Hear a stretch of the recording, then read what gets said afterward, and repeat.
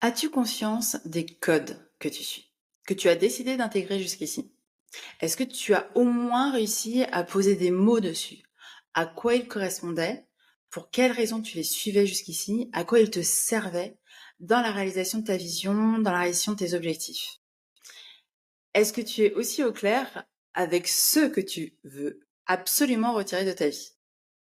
Ça, c'est une question différente et qu'il est intéressant de se poser. Et puis, est-ce que tu as pris conscience également de qu'est-ce qui se passerait dans ta vie à partir du moment où tu briserais ces codes et tu déciderais de les faire sortir de ta vie? Parce que finalement, même si on a toutes des modes de fonctionnement différents, parce qu'on est toutes uniques, à un moment donné, dans notre vie de femme entrepreneuse, donc je dirais même dans notre vie d'être humain, on aura besoin d'aller briser ces codes. Juste pour nous recentrer sur nous, sur notre unicité et être plus nous-mêmes. Et en toute sincérité, cet épisode de podcast, même si tu sais que je parle énormément d'argent, m'a été inspiré par une de mes clientes. Elle est en pleine transition vers une nouvelle trajectoire professionnelle. Et en fait, en plein enthousiasme, elle s'arrête net et elle me dit, mais comment savoir si dans 5 ans, si dans 10 ans, je ferai encore la même chose, si aujourd'hui, la décision que je prends n'est pas influencée par l'environnement dans lequel j'ai évolué? Et en toute sincérité, je lui dis, je ne sais pas si dans 5 ans ou dans 10 ans, tu feras la même chose. Par contre, tout ce que je sais, c'est que cette nouvelle trajectoire te fait réellement vibrer. Et qu'en fait, on va y aller ensemble. Parce que oui, c'est challengeant de briser les codes. Of course. Et oui, bien évidemment, on est, je dirais, influencé consciemment ou inconsciemment par notre environnement. Et donc, il est important de le choisir pour justement nous permettre d'atteindre nos aspirations. Mais il n'empêche que finalement, lorsqu'on brisera des codes, on passera toutes par certaines étapes. Et en fait, j'ai envie d'aborder ce sujet aujourd'hui parce que je pense qu'on est toutes concernées, moi aussi. Je vais te partager les expériences par lesquelles je suis passée. Of course, il y en aura d'autres et il y en a une notamment qu'on va partager dans le podcast que l'on a avec mon époux. Peut-être que cet épisode sortira avant ou après, on verra, peu importe.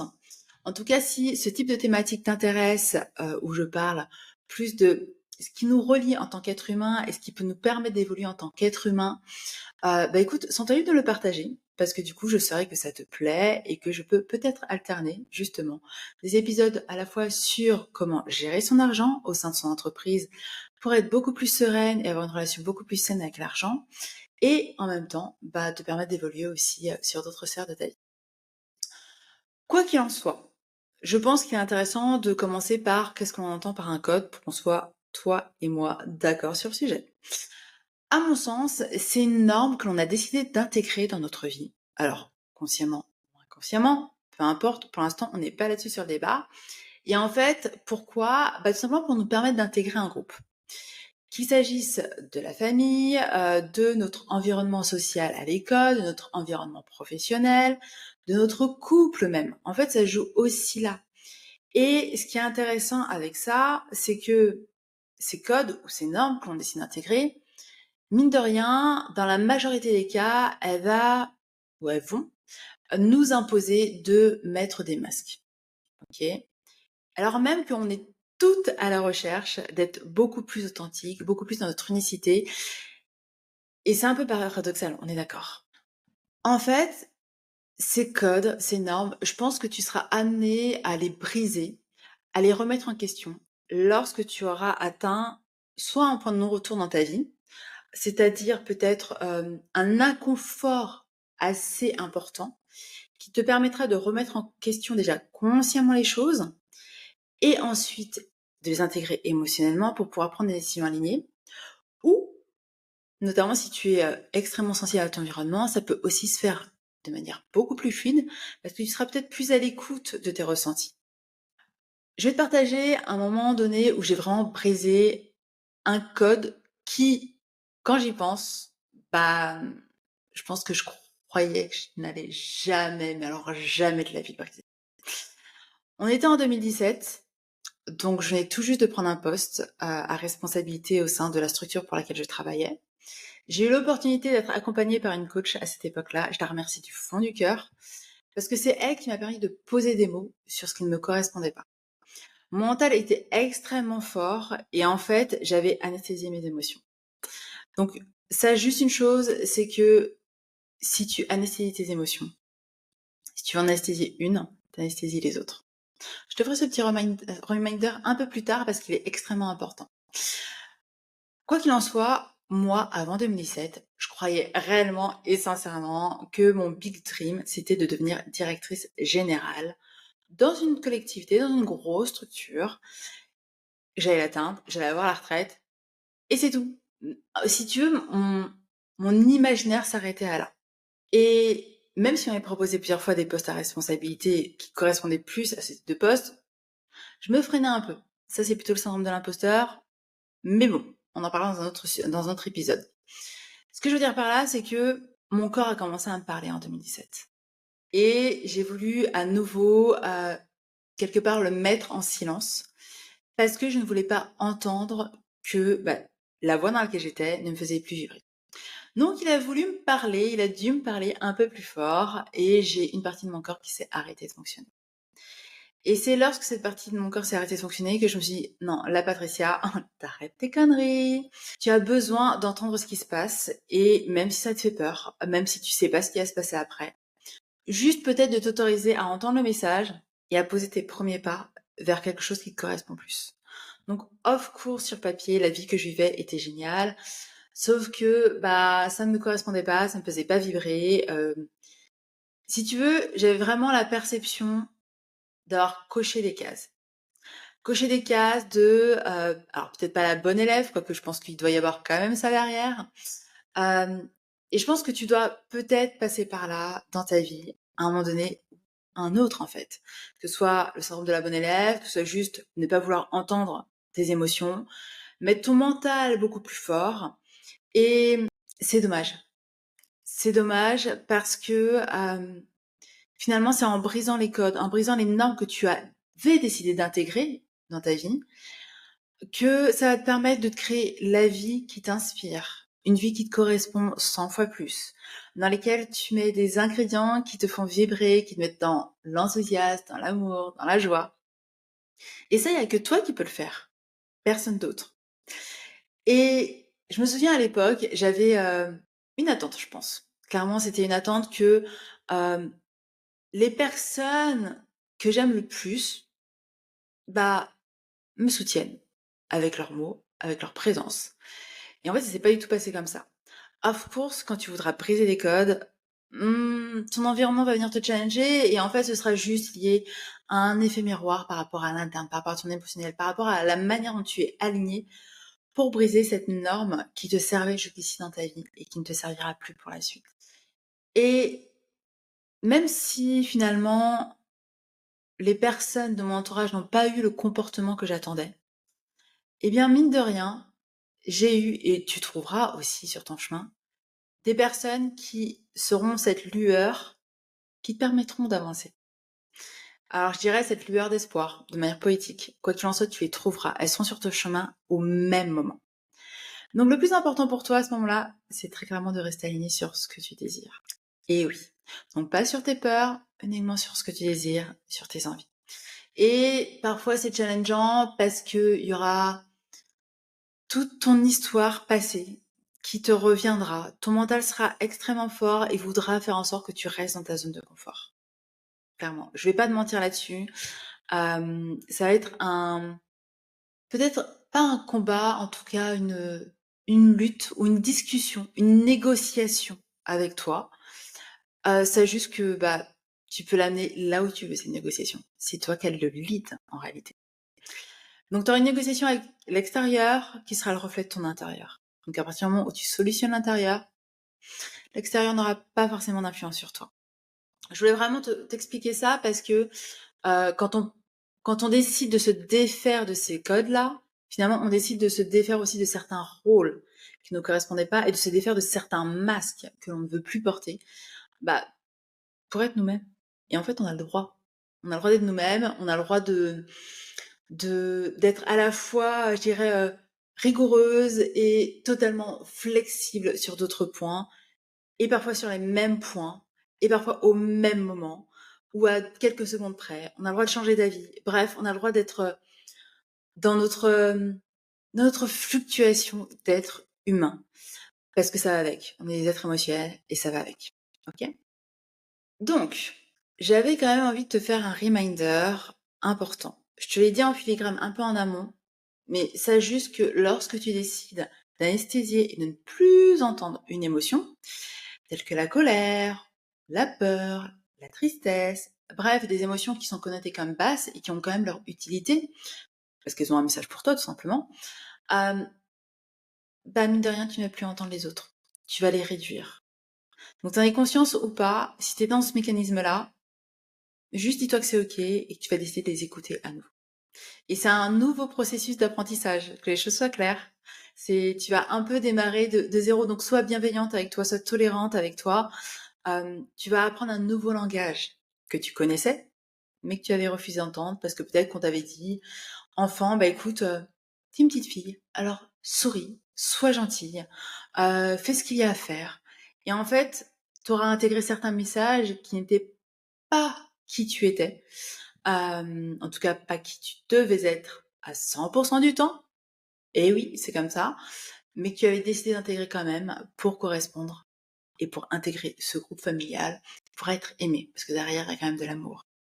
Donc juste quelque part, tu vas passer un nouveau step au niveau de l'amour que tu te portes, en t'autorisant à être un peu plus qui tu es. Alors j'ai quand même une question pour toi aujourd'hui, qui est de où est-ce que tu te sens être en autopilotage? C'est-à-dire que tes comportements sont limite habituels, qu'ils soient en mode action ou en mode réaction. C'est important que tu sois au clair avec ça.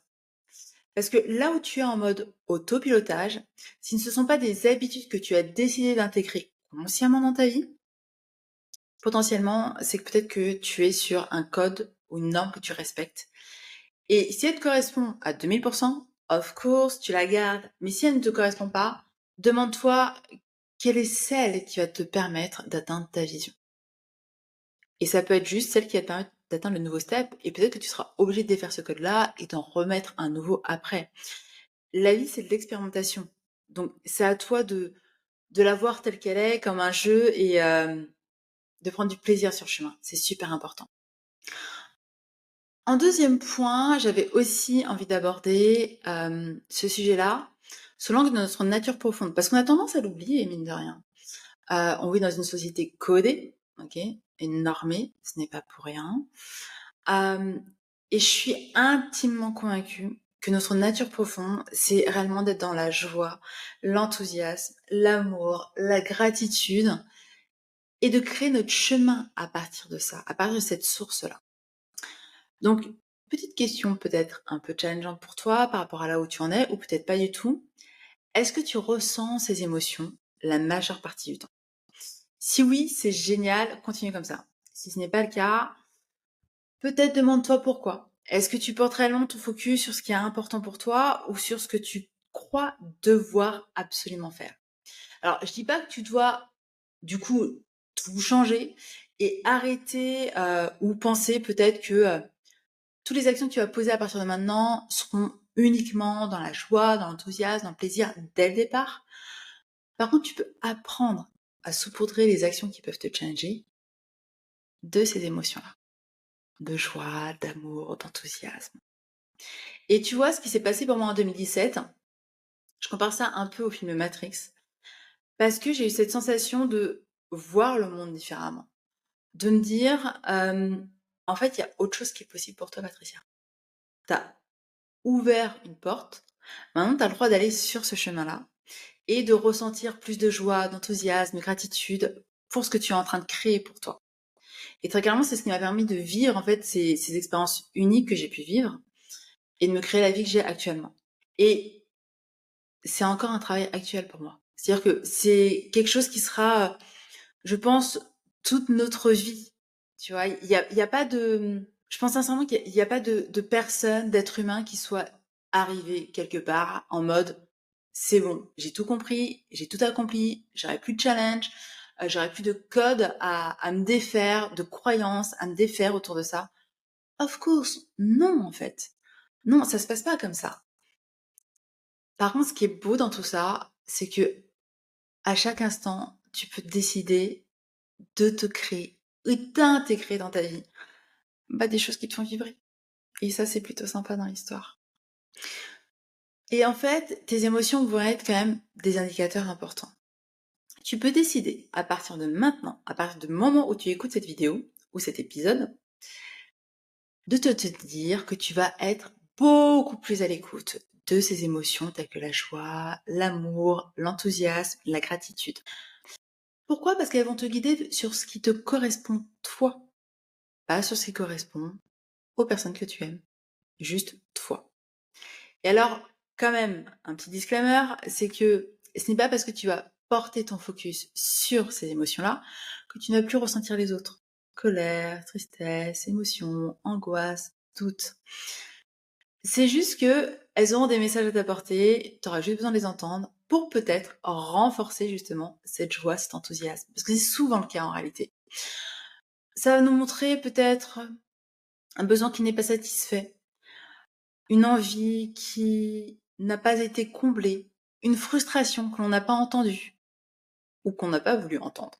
Les deux sont possibles. Donc ça va te servir juste à te créer une vie qui t'inspire. Sers-toi-en comme des outils, uniquement comme des outils. Et je sais très bien que lorsque tu vas vouloir à nouveau écouter ces émotions-là, ça va être challengeant.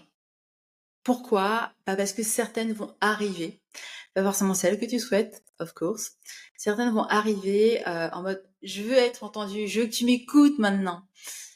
Et toi, tu vas être en mode non, mais en fait, c'est pas toi que je vais écouter la joie, l'amour, l'enthousiasme, la gratitude, tout ce qui est colère, peur, tristesse, angoisse, doute. Tu voudras pas forcément les entendre.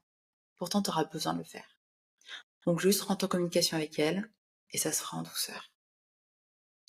Troisième point, et ça je t'en parle depuis le début, c'est finalement par quelles étapes on va toutes passer lorsqu'on va vouloir briser des codes en fait, tout simplement. Alors, je vais donner des exemples concrets, alors qui soient personnels, qui soient de mes clientes, qui soient des personnes avec qui j'ai connecté, pour que tu puisses te demander si c'est ce que tu rencontres actuellement dans ta vie, si ça te parle tout simplement. Si ça te parle, fais-toi juste confiance. Si ça te parle pas et que tu restes neutre là-dessus, c'est ok. C'est que c'est pas, entre guillemets, ce qui va résonner avec toi. En tout cas, ça ne t'empêche pas de faire ta réflexion dessus, parce qu'il vaut mieux que tu sois proactive sur le sujet que réactive. D'accord? En 2017, clairement, moi j'étais dans un mode réactive, c'est-à-dire que je n'avais pas voulu entendre. Mon mental était trop fort. Je m'étais pas posé les questions, en toute sincérité, je m'étais pas posé ces questions-là avant. Et du coup, j'ai dû me les poser. Tu vois, à un moment donné, c'est clairement une question de santé, si ce n'est plus. Donc, j'ai dû me les poser. Toi, tu peux les poser en toute confiance et de manière proactive aujourd'hui. Donc, je t'invite à le faire. Voilà, pour que ce soit tout simplement plus fun pour toi. Alors, première étape, c'est de rompre avec la pression directe ou indirecte, sociétale, que tu acceptais de te mettre jusqu'ici. Pourquoi? Parce qu'une pression peut très bien rester extérieure à toi et tu peux très bien être neutre par rapport à ça et t'en moquer royalement. Exemple concret, est-ce que tu restes dans ton CDI ou au sein d'une entreprise ou au sein de la fonction publique? Ou est-ce que tu décides de faire ce step, dans lequel finalement tu n'as pas d'exemple au sein de ta famille qui l'a fait, de créer ton entreprise et de te lancer dans l'aventure entrepreneuriale? Ça, ça peut être quelque chose qui va totalement à contre-courant de la pression sociale directe, pour le coup, qui est d'avoir son CDI, de le garder toute sa vie, d'augmenter son salaire au fur et à mesure, de manière plus ou moins régulière et moyenne, alors même que l'entrepreneuriat va pouvoir te permettre, une fois que ton business model est créé, que tu es aligné, justement, non pas de le faire augmenter de manière régulière, moyenne, plutôt de manière exponentielle. Et là est toute la différence. Pardon. Tu vas peut-être aussi te poser la question de savoir, au sein de ton entreprise, est-ce que tu maintiens un service ou une stratégie ou est-ce que tu en changes complètement? Alors, là, il y a deux écoles, entre guillemets. Of course, une stratégie a besoin d'être maintenue sur une certaine durée pour être expérimentée, pour que tu aies des datas et que tu puisses savoir si elles fonctionnent ou pas et que tu puisses apporter des actions correctrices. Ok. Sauf que si tu sens dans ton fond intérieur et que tu n'es pas du tout épanoui dans ce que tu fais, tu sais en fait que tu as besoin de changer de service. Tu sais que tu as besoin de le faire évoluer. Tu sais que tu as besoin de changer de stratégie. Tu le sais. D'accord? La question après, c'est de déterminer une stratégie qui te permette de tenir sur quelques mois, voire quelques années, même si tu vas la modifier au fur et à mesure, apporter des corrections, pour que tu puisses réellement l'expérimenter et en avoir les bénéfices. Idem, par rapport à un code sociétal, direct ou indirect, le fait de dormir dans le même lit que son partenaire, que son époux. J'ai écouté un épisode de The CEO Diary. Alors, ça se dit, je pense, Diary, mais j'ai pas forcément l'accent anglais qu'il faut. Et en fait, il expliquait que il avait des rythmes différents avec justement sa partenaire et qu'ils avaient pris la décision de dormir dans des lits séparés, tout simplement pour respecter le rythme. Alors, juste petit rappel, le sommeil est quelque chose d'extrêmement important pour nous en tant qu'être humain, pour nous ressourcer, pour recharger nos batteries. Clairement, une personne qui manque de sommeil, à un moment donné, ça a des effets sur toute sa santé. D'accord? Donc, c'est pas forcément anodin comme décision. Et je me souviens que lorsque j'allais chez ma grand-mère maternelle, en fait, il y avait 2 chambres, 2 salles de bain. Donc une chambre pour mon grand-père paternel maternel pardon, que je n'ai pas connu longtemps, et une chambre pour ma grand-mère maternelle, que j'ai connue un peu plus longtemps quand même, jusqu'en 2019. Et du coup, chaque personne avait sa salle de bain, chaque personne avait entre guillemets son univers, même s'il y avait les pièces communes. Et même si c'était pour d'autres raisons à l'époque, je me dis mais en fait c'est smart sur principe parce que en fait si on a des rythmes biologiques différents, l'un et l'autre va s'imposer des stretches super importants pour son rythme biologique pour correspondre à un code qui est OK. On doit dormir à la même heure, on doit faire des choses ensemble, on doit dormir dans le même lit. Parce que concrètement, finalement, si tu dors à des heures différentes et que tu dors dans le même lit, l'un va être réveillé. Il y en a un qui va en pâtir au niveau de son sommeil. Donc, j'avais cette réflexion depuis quelques temps, et on en parlera plus précisément dans le podcast dont je t'ai parlé tout à l'heure, avec mon époux. Et c'est clair qu'on a pris la décision de dire, OK, on va respecter nos rythmes, tout simplement parce qu'on aura plus d'énergie et qu'on va être mieux ensemble. Et je pense que c'est important que tu puisses aussi te poser la question. Bien évidemment, si tu as un rythme totalement, je dirais, similaire à ton partenaire ou à ta partenaire, peu importe, maintiens cette habitude-là parce que finalement, c'est une occasion de se connecter en plus. Mais si c'est pas du tout le cas, pose-toi la question si tu te forces pas à faire les choses parce que tu crois que tu dois le faire comme ça. Moi, clairement, je croyais que une femme et un époux devaient, une épouse et un époux, bon bref, peu importe, tu as compris, un couple devait absolument dormir dans le même lit. Parce que c'est ce que j'avais vu dans les films, c'est aussi ce que j'ai vu par rapport à mes parents. Mais en fait, j'ai envie de te dire, non, si ça pose un problème au niveau de mon sommeil, c'est pas ok. Pour le coup, mon époux et moi, on a une valeur. En tout cas, le sommeil est super important pour nous. Et en fait, on est comme des bébés lorsqu'on n'a pas notre compte de sommeil. Donc, c'est une décision qu'on a prise, qu'on est en train d'expérimenter. On va voir comment ça se passe. En tout cas, pour l'instant, ça nous plaît énormément. Donc, on verra la suite. En tout cas, pose-toi ces questions-là. Ensuite, il y a le fait d'affronter ses peurs.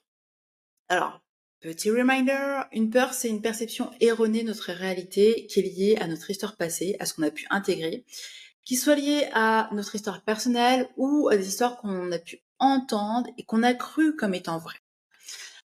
Donc, pour manager tes peurs, ce sera important que tu puisses prendre de la hauteur et te dire, ok, est-ce que c'est vraiment une peur que j'ai? Est-ce que c'est vraiment un danger pour ma vie ou est-ce que c'est juste, entre guillemets, une histoire que je suis en train de me raconter? Déjà, si tu as ça au clair, si c'est une histoire que tu te racontes, tu sauras que tu as quand même besoin de passer à l'action. Ça t'apportera un peu plus de clarté et un peu plus de courage. Et l'action, elle a pas besoin d'être énorme en soi, tu vois. Parce que souvent, on se fixe sur la réussite de certaines personnes et on oublie tout le chemin qu'elles ont parcouru, tu vois. On voit juste le haut de l'iceberg et on oublie tout ce par quoi elles sont passées. Alors juste, sois bienveillante à ton égard. On est super dur à notre égard, en réalité, tu vois, en tant que femme. Donc, sois bienveillante et fais juste le step que tu es en mesure de faire aujourd'hui. C'est un step. Ce n'est pas 36 000 steps, c'est un step et celui qui est le plus juste pour toi. Là, venons aux exemples des peurs que tu pourras rencontrer. Est-ce que, j'en parlais un peu avant, est-ce que tu lâches une carrière ou pas? Là, tu auras de la peur. Of course. Est-ce que tu t'autorises à aller sur ce nouveau palier financier ou pas? Tu auras la peur. Of course. Est-ce que tu focalises uniquement sur l'argent que tu génères en tant qu'entrepreneuse, même si bah, tu n'es pas du tout épanouie? Ou est-ce que tu décides d'y mettre de la joie et de faire des modifications dans ton business model, de peut-être d'intégrer, de te former sur l'argent pour comprendre comment il fonctionne afin de justement lâcher toutes les histoires que tu te racontais dessus, de lâcher toutes ces croyances limitantes que tu avais pour t'autoriser à te créer une nouvelle réalité. Of course que tu rencontreras de la joie. Focuser sur l'argent au sein de ton entreprise ou sur la joie que tu peux ressentir à développer ton entreprise, of course tu ressentiras de la peur. Et en fait, ce mécanisme de peur se met en place. Pourquoi? Parce que tu vas juste sortir de ta zone de confort. En fait, c'est juste une sortie de ta zone de confort. Tu vois ce que je veux dire? Donc c'est vrai que je te dis, si à partir du moment où tu rencontres de la peur, pose juste une action. Une seule action à la fois. Une seule action par jour. Et elle peut être petite. Parce que moi, j'adore le principe de l'effet cumulé. Bon, aussi des intérêts composés au niveau de l'argent, of course. La réalité, c'est quoi? C'est que tu poses juste une petite action et tu en reçois les bénéfices à un moment donné ou à un autre, et des bénéfices exponentiels. Et ça, c'est un principe universel dans la vie. Donc, je pense que c'est quand même assez important de se dire, ok, bah, je vais aussi me l'appliquer pour aussi en avoir des bénéfices. Mine de rien, pour briser les codes, tu as aussi avoir besoin de t'autoriser à y croire. T'autoriser à croire que c'est également possible pour toi. Et que tout va être ok lorsque tu vas le mettre en place. Pourquoi? Parce que lorsque la peur va se pointer, of course, tu auras les scénarios catastrophes qui vont avec. D'accord? Les choses soient claires. Hein. Toi, tu auras besoin de focuser à ce moment-là et de vraiment te servir de ton mental dans cet objectif-là.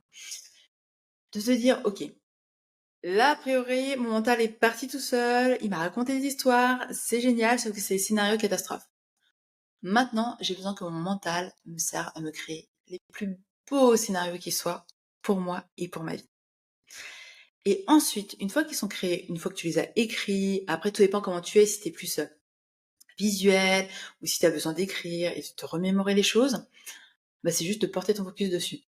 Le prochain step, ça va être d'être OK pour dire au revoir à ce qui ne te correspondait plus.